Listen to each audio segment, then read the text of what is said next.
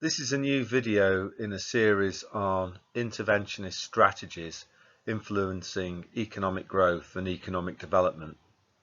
Today we're going to look at protectionism as an interventionist strategy. So, what is protectionism? Protectionist trade policies are used by governments who want to shield domestic firms from the effects of foreign competition. Some forms of protectionism help domestic firms by limiting imports. A good example of a protectionist measure used to reduce imports is a tariff. Tariffs are indirect taxes that are imposed on imports only. Tariffs work by driving up the price of imports. By making imports more expensive, domestic demand will hopefully be diverted from imports towards substitutes produced by local firms. Other types of protectionism are used to boost exports. The European Union pays generous subsidies to its farmers. Farm subsidies reduce the cost of producing food, which enables farmers to lower their export prices without any loss of profit margin. The lower prices made possible by subsidies will cause the demand for European Union food exports to extend, which is great news for inefficient European farmers who wouldn't be able to compete without the subsidies. So subsidies are a very, very important form of protectionism. They distort market forces and they favour businesses that receive those subsidies compared to businesses abroad that obviously don't receive EU subsidies. Protectionist trade policies are designed to push a country's current account balance away from a deficit towards a surplus. Governments that use protectionism usually have an international competitiveness problem. The inability of domestic firms to compete both at home and abroad might be causing unemployment to rise. Protectionism can be used to reduce structural unemployment. This type of unemployment is created when an industry declines. Say why it might work. So what we're going to look at now is arguments in defense of protectionism. Arguments about how protectionism could either create economic growth or enhance economic development. The first argument is that protectionism can create economic development by reducing the poverty caused by structural unemployment. Over the last 3 decades, the US economy has progressively lost much of its international competitiveness. This is mostly due to globalization. There are a number of reasons why American firms have failed to compete. The first reason is production costs. They're too high in America. Wages paid to American manufacturing workers are far higher than the wages paid to workers doing similar jobs in places like China and Eastern Europe. In today's globalized world, capital and technology are internationally mobile. This means that US workers no longer enjoy a productivity advantage over workers from other countries who receive lower wages. As a result, it costs more to produce a car or a ton of steel in America than it does in somewhere like China. To make the same profit margin, American firms have to charge higher prices than Chinese firms because they're higher cost producers. Utility maximizing consumers living in America and the rest of the world have responded to this situation by substituting cheaper Chinese goods for more expensive American goods. Consequently, American imports have risen and US exports have fallen. America's lost its international price competitiveness because its wages are too high and its productivity is not high enough in comparison. So they've lost sales both at home and abroad. To prevent the build-up of unsold stock, US manufacturers have responded to falling sales by cutting production. This has decreased the derived demand for labour in America. Factories in America's so-called Rust Belt have closed down, creating structural unemployment in the steel and car industries. The Rust Belt is an informal term for a region of the United States that's been experiencing industrial decline starting around 1980. The Rust Belt begins in central New York and traverses west through Pennsylvania, Ohio, Maryland, Indiana, and the lower peninsula of Michigan, ending in northern Illinois and southwestern Wisconsin. The Rust Belt the rust in the Rust Belt rather refers to the deindustrialization or economic decline and urban decay due to the shrinking of its once powerful industrial sector. So this has been going on for quite a while, and occasionally it creeps into popular culture. So you can see this even in Rocky films from the 1970s. People losing jobs and just urban decay in places like Pennsylvania. And obviously it's reduced the quality of life there. People of my age, I'm mid-50s, can see that their quality of life is less good than the quality of life that their parents enjoyed. And this is again just a function of poor competitiveness that's led to deindustrialization. In 2016, Donald Trump promised to make America great again. His big idea was that he was going to use protectionism, placing quotas on Chinese exports to the US, placing tariffs on Chinese exports. The idea being then that Chinese goods would be more expensive, and so Americans would start to buy products that were made in America again. So this was an idea that protectionism was going to divert demand back from imports towards domestically produced goods.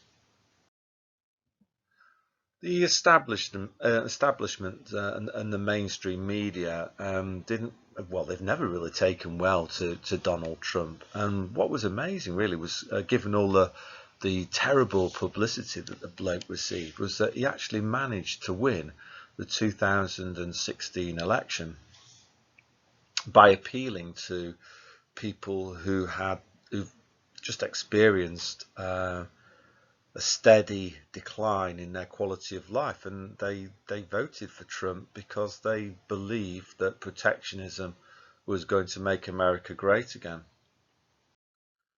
Some people make a link between Trump and Brexit. They'll say that, well, both are so-called populist movements, but I think there's a really big difference. Brexit, first and foremost, wasn't about protectionism. Brexit was about making free trade deals with the rest of the world. As part of the European Union's customs union, as a member of the EU, the UK was obliged to follow common external European Union tariffs, and people like Nigel Farage are, I think, fundamentally in favour of free trade with the whole of the world, rather than just free trading with Europe and then accepting the EU's protectionist trade policies towards the rest of the world. So has it worked? Well, I think unfortunately for the orange man bad Trump haters, it has partially worked. This is, of course, prior to Corona. Corona was a big game changer, or should I say, more accurately, the lockdowns were the big changer. But anyway, this article was written in 2019, so 3 years after he got elected, but before Corona. It's quite interesting.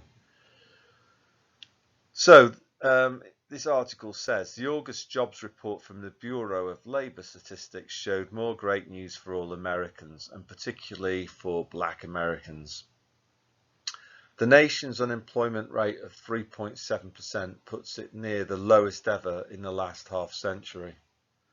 Black unemployment is at an all-time low at 5.5%. Also at an all-time low is the gap between black and white unemployment. With white unemployment at 3.4%, the gap is 2.1 percentage points. Put in other terms, black unemployment stood 62% higher than white unemployment. A few years ago, the Pew Research Center looked at BLS unemployment data back to 1954, the first year the data was broken down by race. From 1954 to 2013, white unemployment averaged 5% and black unemployment averaged 9.9%. So going back as far as we have data, the black-white unemployment gap averaged a difference of 4.9 percentage points. This is good news for everyone except those who are more unhappy that Donald Trump is president than they are happy that black people are working. And that was from a fairly reputable newspaper called the Boston Herald, and it was published in September 2019. So Trump's policies did bring jobs back to America. So you could argue in this particular case, protectionism appeared to work, particularly for people at the bottom of American society, people who, not just black people, obviously, low-skilled white people who'd lost their jobs. Many of them got those jobs back as manufacturing was brought back to America. A second argument is that protectionism can help a country to reduce its current account deficit. Remember, a country runs a current account deficit when its import expenditure is greater than its export income. So if you use protectionism to cut imports by imposing tariffs and quotas, and you manage to get your imports by value down, then that will reduce your current account deficit. You know, if you use subsidies to help domestic firms export more, then that current account deficit comes down even faster. So again, if we actually look at whether Trump's protectionism has reduced America's current account deficit, well, you know, you could say from 2019 there appears to be a trend there that perhaps it has done. A third argument in favour of protectionism is it can help a country to achieve export-led economic growth. So in the case of America, if you use protectionism to reduce import expenditure, you'll decrease America's current account deficit. Now, the current account balance is essentially the X minus M component of aggregate demand. So if you're currently running a current account deficit, that X minus M component will be negative, and it will be depressing, reducing the overall AD total. So if you manage to make the current account deficit smaller, that final X minus M component of AD will be less negative than it was before. So ceteris paribus, aggregate demand will increase. And if that happens, the aggregate demand curve will shift to the right from AD1 to AD2. And provided that you've got a negative output gap, the result will be some short-run economic growth, shown here, NY1 to NY2. And if there's economic growth and the rate of economic growth is faster than the rate of population growth, per capita incomes will increase. Per capita incomes are a component of the HDI, so you'll get a recorded increase in the level of development. Now, protectionism in the context of China has done much the same thing. You know, what China's managed to do is use protectionism to increase its its export income. So China uses subsidies to which they give to domestic firms that make Chinese exports appear artificially cheaper than they should be when they're sold into Western Europe and North America. So protectionism, one might say, could have contributed to China's big current account surpluses. Now, if you're running a current account surplus, the X minus M component of AD will be positive, so it will be adding to Chinese AD. So it's the same point, protectionism can increase aggregate demand by either reducing a current account deficit or increasing a current account surplus.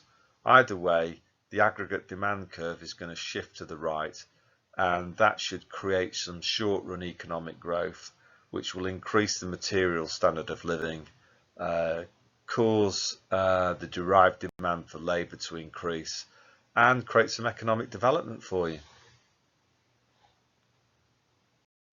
Another argument that's typically advanced in favour of protectionism is that it's a good idea for national security reasons.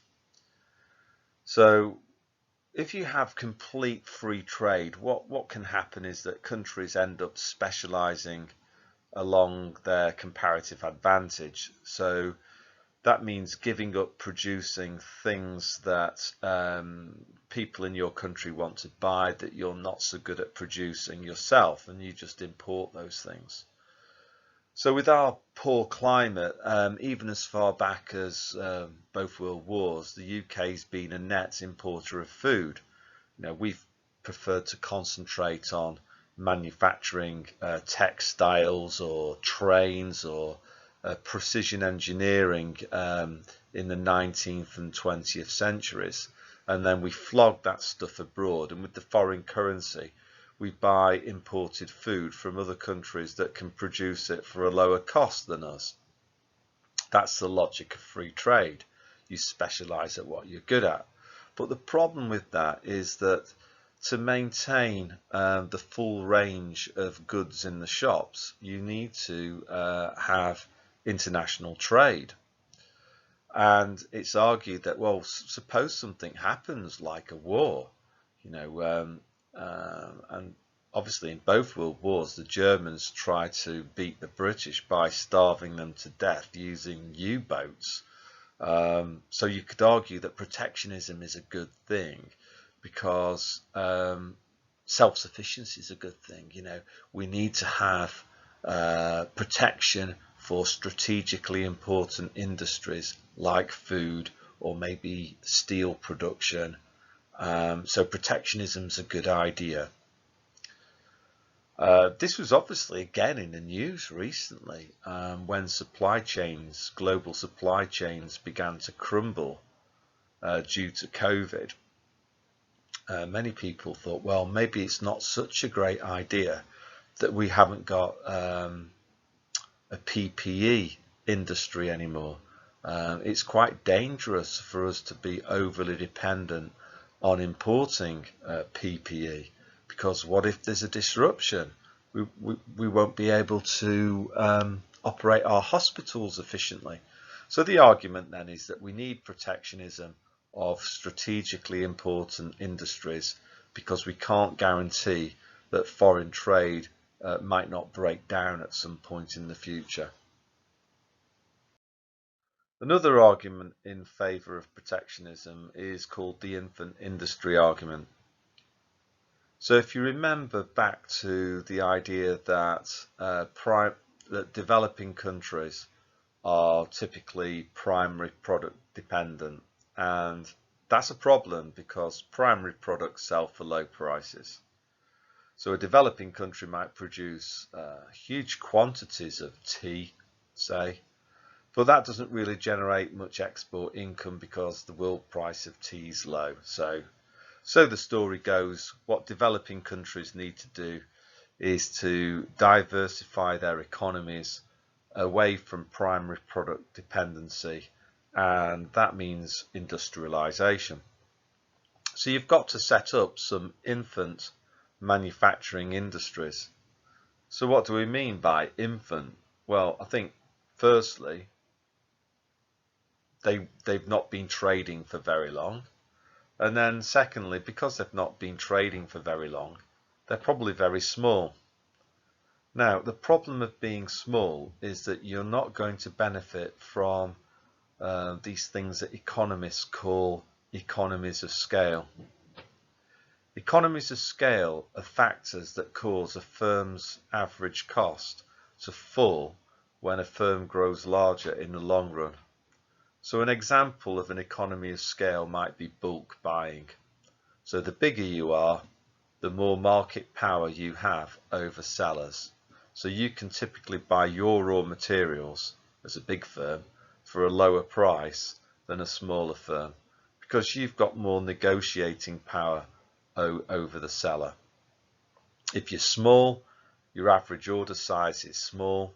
The amount of profit that the seller's going to make on your order, it's not great because you're not buying much.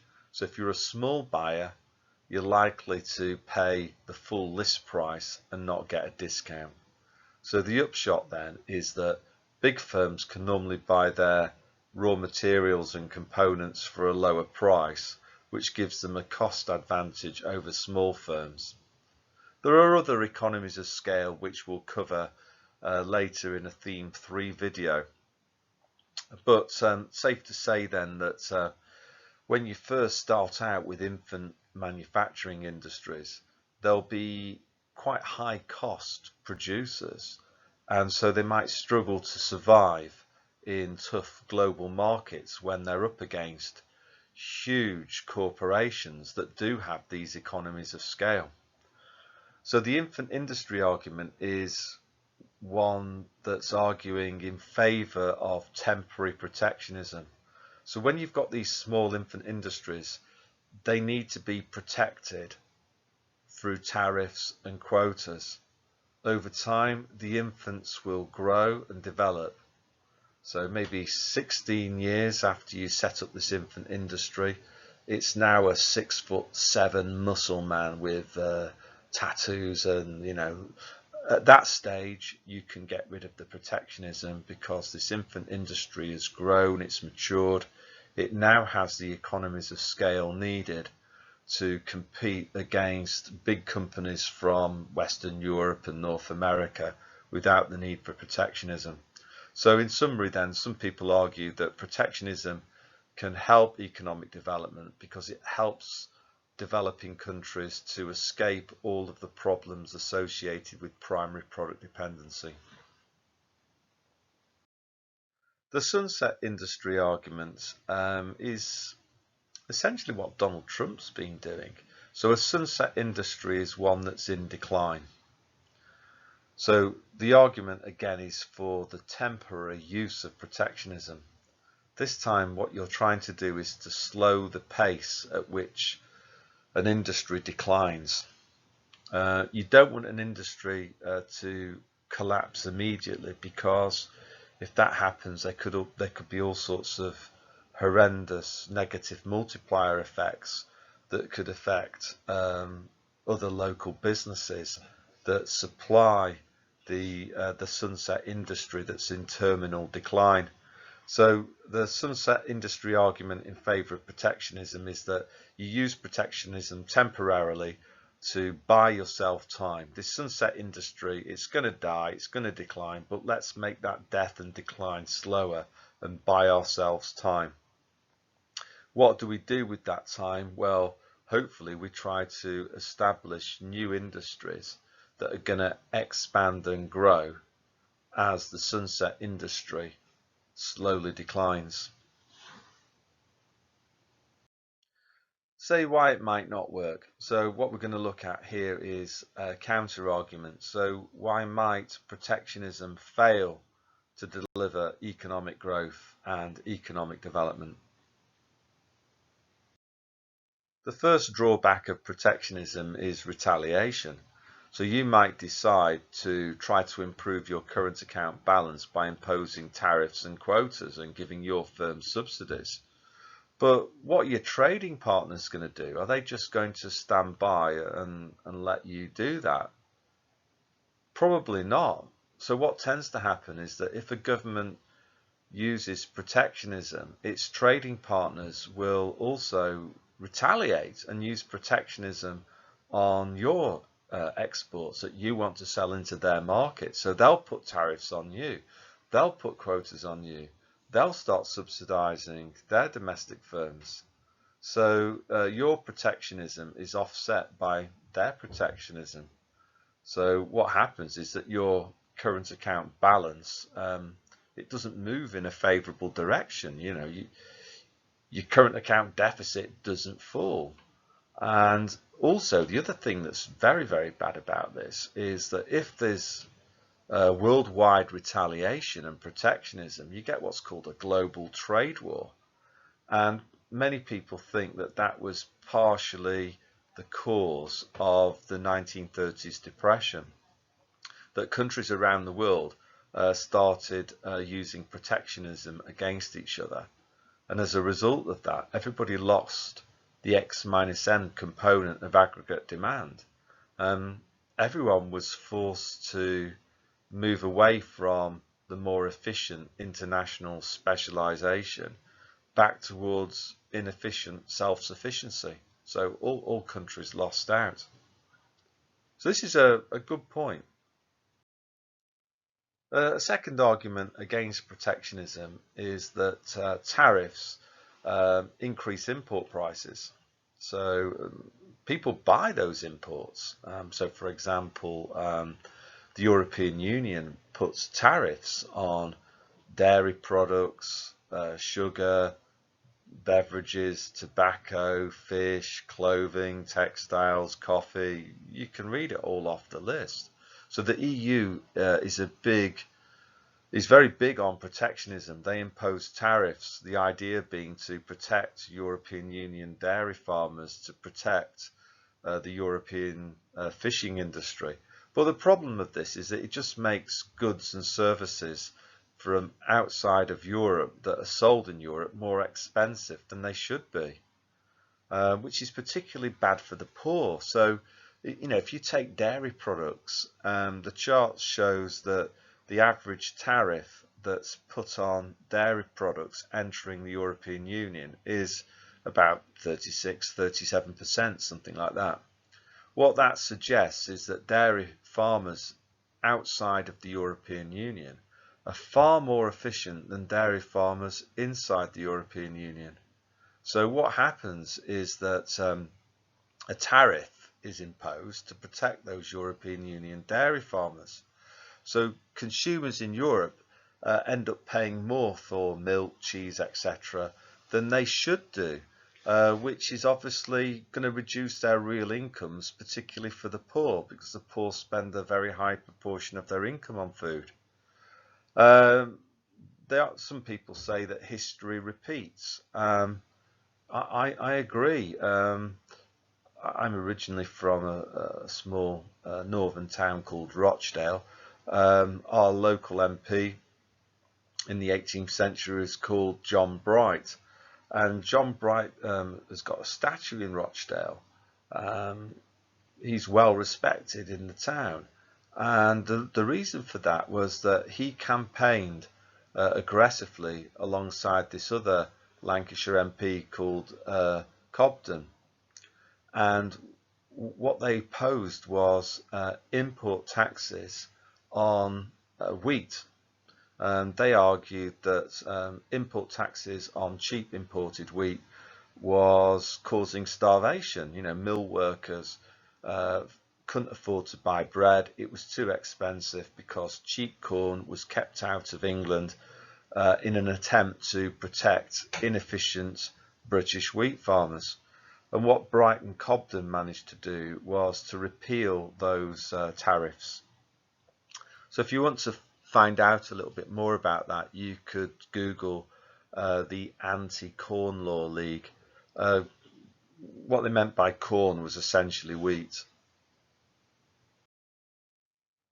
Tariffs can also damage growth, competitiveness and development by driving up production costs. So let's go back to America. So Trump imposed tariffs on imported steel. That was great for the US steel industry, but what it did was it forced up the price of imported steel. So you could have a company like General Motors. Before Trump's tariffs, General Motors would have tried to find the cheapest possible supplier of sheet steel for their cars, and that probably was China. Now, due to the steel tariffs, GM has now got to buy more expensive American steel. So what that does is it increases the production costs for American car manufacturers like General Motors. And if their costs go up, that will compress their profit margins. So to make the same amount of profit, they'll have to raise their prices. And higher prices will damage the competitiveness of the US car industry. So in summary, what we're saying is that Trump's tariffs on cheap Chinese imported steel was great for the US steel industry, but extremely bad news for the American car industry because they were no longer able to access that cheap imported Chinese steel. They had to buy more expensive American steel. Another argument that's used to criticize protectionism is that it can lead to a lack of competition, leading to complacency, which reduces efficiency. So I think there's a good argument to say that the economy of the European Union has suffered as a result of EU protectionism. The thing that you've got to understand about the European Union is that it favours free trade, but only between European countries.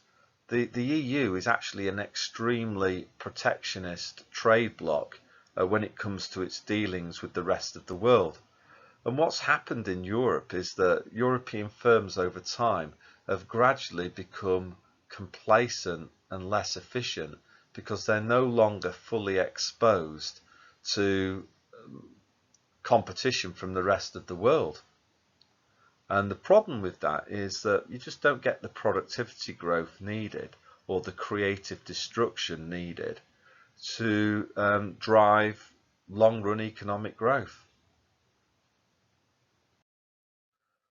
A fifth criticism of protectionism is that it can reduce economic development and the quality of life by reducing choice. So the best example of this would be a quota, which is an annual physical limit on the volume of imports that are allowed into a particular country. So if you go for protectionism, you try to help domestic producers by stopping foreign firms who sell all sorts of really interesting products from selling your product in your country. So you just end up with a limited range of goods that are only produced by domestic firms, rather than a full range of products that are produced by firms in your country plus firms all over the world. So we can also evaluate by writing about what it depends on. So what do the effects of protectionism depend on? So the first factor is, well, is your economy competitive or not? If your economy is internationally competitive, you're not going to go for protectionism because you don't need to use protectionism. And all protectionism will do to you is probably cause retaliation, which will mean that you lose access to your export markets. So if you're internationally competitive, only a fool would go for protectionism. On the other hand, if you're really struggling with structural unemployment, your economy struggling because it's not internationally competitive, then you might be more inclined in that situation to go for protectionism as a sort of a temporary sticking plaster. You know you've got to do something, but you just want to ease the pain now. So you go for protectionism. That protectionism keeps imports out of your country, so it will improve your current account balance. Okay, firms abroad, or countries abroad rather, might impose tariffs in retaliation, but if you're internationally uncompetitive anyway, you're not going to really lose much because you weren't really exporting much in the first place because you weren't really competitive. So again, one more time, what does it depend on? Well, it depends on whether you're operating inside a country that's competitive or uncompetitive. Protectionism tends to benefit countries that are not very competitive. I think another say what it depends on factor is how are your trade partners going to respond to your protectionism?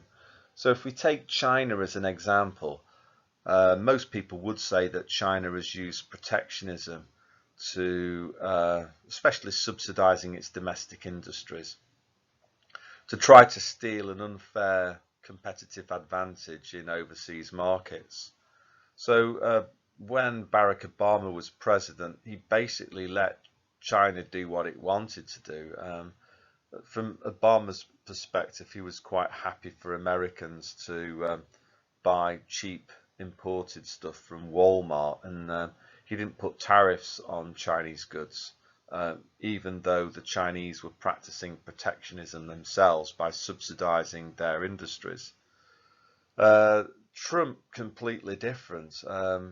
As far as he was concerned, you can see him on Twitter. He would basically say, he would point this out. He'd say, well, China subsidizes, we don't put tariffs on, they put tariffs on our exports, not fair.